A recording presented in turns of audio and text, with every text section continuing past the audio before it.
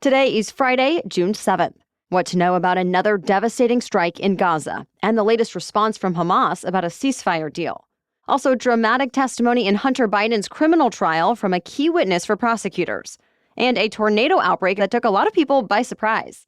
Plus, which illness is impacting more people this year around the U.S., why the FDA reversed course on Juul's e-cigarettes, and where to find freebies on this National Donut Day. Those stories and more in today's episode.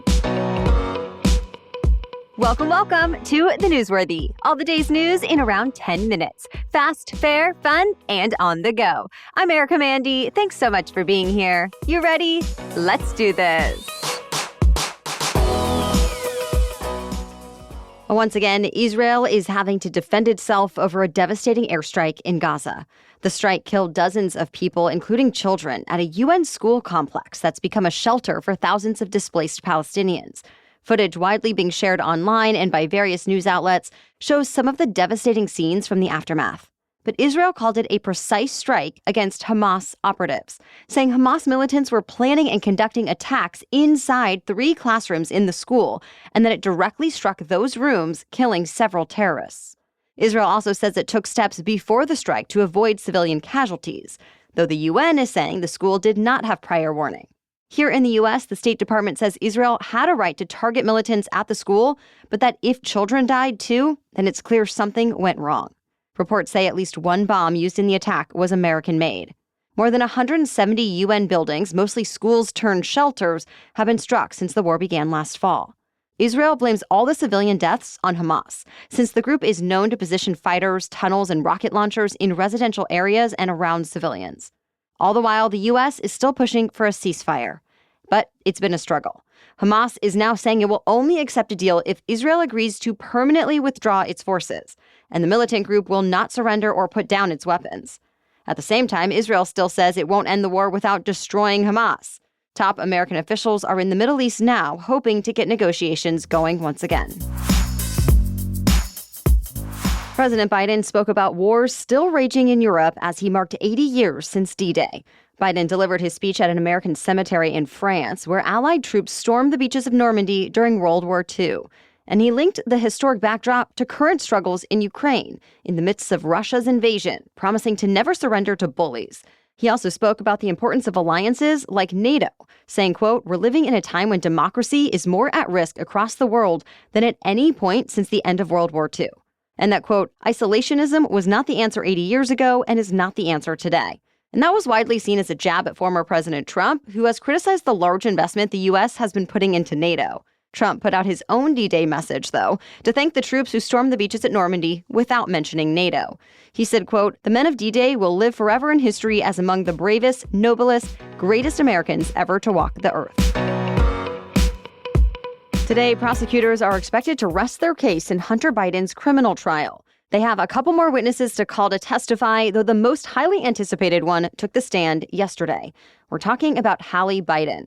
She was married to Hunter's brother, Beau, and then dated Hunter in the aftermath of Beau's death. And in court yesterday, she spoke about finding the gun at the center of this criminal case. Hallie Biden told jurors she panicked when she saw the gun in Hunter's car, so she stuffed it into a shopping bag and threw it in a trash can outside a market near her home. She also spoke about how months before that, Hunter introduced her to crack cocaine. Hallie said she and Hunter had gone to get treatment at a rehab facility 6 days before he got the gun, and said she had not seen Hunter use drugs after that. The prosecutors did show a text message from the day after he bought the gun, saying he was smoking crack. Remember, this whole case is about whether Hunter lied about his crack addiction on a gun purchase form. He's pleaded not guilty to the charges. Next up, the jury is hearing from the man who found the gun in the trash can and could hear from a chemist about residue found on the gun. The whole trial could wrap up next week. Tornadoes ripped through Maryland, Virginia, Michigan, and Ohio this week, causing widespread damage. Sadly, there are reports of several injuries and deaths. And as the Weather Channel points out, one of the reasons is this was a rare instance of tornadoes popping up without warning. When the tornadoes in both Michigan and Ohio hit, there was no tornado or severe thunderstorm watch, and the risk was considered marginal in those areas. The National Weather Service says that's because they were spawned by brief, subtle features that are tough to pick up in real time. Several more people were hurt when tornadoes blew through Maryland and northern Virginia. In general, the area where tornadoes are most likely to hit seems to be changing. A recent study says America's so-called Tornado Alley is shifting to the east. For decades, Tornado Alley was centered in the plains, including North Texas, Oklahoma, and Kansas. But now, tornado activity is peaking in the southeast, places like Mississippi, Louisiana, Alabama, and Tennessee. And tornadoes are becoming more likely in states like Virginia, West Virginia, and Pennsylvania. We have much more news for you still ahead, but first, this episode is brought to you by Hiya Health. As busy parents, I know you do not want to have one more thing to keep track of, but you do want your kids to have everything they need to thrive, which is why I love Hiya's best-selling children's vitamins. They come straight to your door each month, so you don't have to think twice about it. But even more important than that, I chose Hiya because they have zero sugar and zero gummy junk and are instead a pediatrician-approved chewable vitamin that my little boy seriously looks forward to having every morning. I also love that you get this great convenient bottle with your first order, and then they just send you eco-friendly refills every month. So it's super easy and convenient. You even get stickers that your kids can decorate the bottle with. My kiddo really enjoyed putting his name on it. He actually got to do the vitamins bottle and the probiotics bottle since we're big fans of both. So we've worked out a special deal with Hiya for their best-selling children's vitamin. Receive 50% off your first order. To claim this deal, you must go to hiyahealth.com/newsworthy. This deal is not available on the regular website. Go to Hiya Health, HIYAHEALTH.com/newsworthy and get your kids the full body nourishment they need to grow into healthy adults. Now back to the news. Well, it looks like whooping cough is becoming more common throughout the U.S. In fact, the CDC says case counts are now nearly 3 times higher than they were at this time last year. Whooping cough, aka pertussis, is a very contagious respiratory infection. And infected people can be contagious for weeks without even knowing they have whooping cough, since the earliest symptoms are just like a common cold. But then symptoms do get worse. They can bring on rapid, violent coughing fits that can last up to 12 weeks. And in the worst case scenarios, people can struggle to breathe. The good news is it is preventable. There are now 2 types of vaccines used to protect against the illness. So doctors say now is a good time to make sure you're up to date on your shots. And keep in mind, even if you do get it, whooping cough can be treated with antibiotics. The FDA decided to reverse its ban on e-cigarettes made by Juul. That's the company that's long been tied to the teenage vaping craze and has been the subject of multiple lawsuits. For now, the FDA's decision does not mean much for customers. Juul products have been available anyway, since the company has been appealing the FDA's original ban. And they've been allowed at least while the appeal plays out. But now, the FDA also says it's placing the e-cigarettes back under scientific review, which could open the door for federal clearance, meaning they might be able to stay on the market long term. As for why the FDA changed its mind, it said new case law has been established in recent lawsuits, and that the agency has gained more experience with scientific issues involving e-cigarette products. Juul and other e-cigarette companies have said vaping products are a less risky alternative to traditional cigarettes. But regulators have raised concerns about potentially harmful chemicals coming from vapes as well. For now, the FDA is still looking over the data Juul has provided before deciding whether its e-cigarettes can be authorized for good. 2 more milestones were made in space travel this week. 1, the biggest and most powerful rocket system ever built successfully completed its first return from space. SpaceX conducted a test flight on its Starship rocket yesterday. It's been launched before, but this is the first time the whole rocket came back to Earth. And that's important, since SpaceX plans to be able to reuse Starship, launching and landing it regularly. And eventually, the spacecraft is supposed to send NASA astronauts back to the moon. Also, remember how we told you Boeing's Starliner sent NASA astronauts into space this week? Well, now they've safely made it to the International Space Station. But the mission was not all smooth.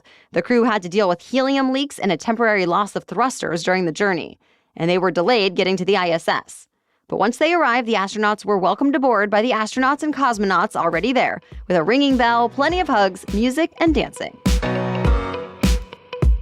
Today's a good day to indulge your sweet tooth. It's National Donut Day. And with that, stores and restaurants are offering all kinds of discounts and freebies. For example, Krispy Kreme is giving away a free donut for each customer. Or if you buy a dozen donuts, you can get a second dozen for just $2. Also, Dunkin' fans can get a free donut when they buy any drink.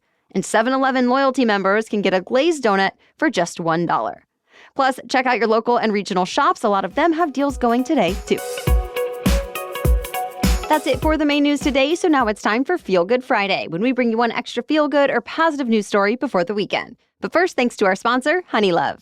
Ever since becoming a mom, comfort means even more to me. I need to be able to run around with my son, and frankly, mom or not, no one wants to be tugging at their clothes, constantly adjusting. And I also still want to feel like my stylish adult self. Honeylove has revolutionized everything from leggings and tanks to shapewear and bras. For example, I basically live in Honeylove's Legging 2.0. The fabric is super soft, stretchy, and breathable. The side pockets are super convenient, and the shaping panels give me the support and the look that I want. And whenever I need to wear a dress to a special event, the old shapewear that rides up is not going to be my first pick. Instead, Honeylove has changed the game. Honeylove is not just supporting women, it's empowering women. Treat yourself to the best bras, leggings, shapewear, and more, and save 20% at honeylove.com/newsworthy. Use our exclusive link to get 20% off honeylove.com/newsworthy to find your perfect fit. After your purchase, they'll ask you where you heard about them, so please support our show and tell them we sent you. You deserve this. Free the pain and discomfort. Keep the support with Honeylove.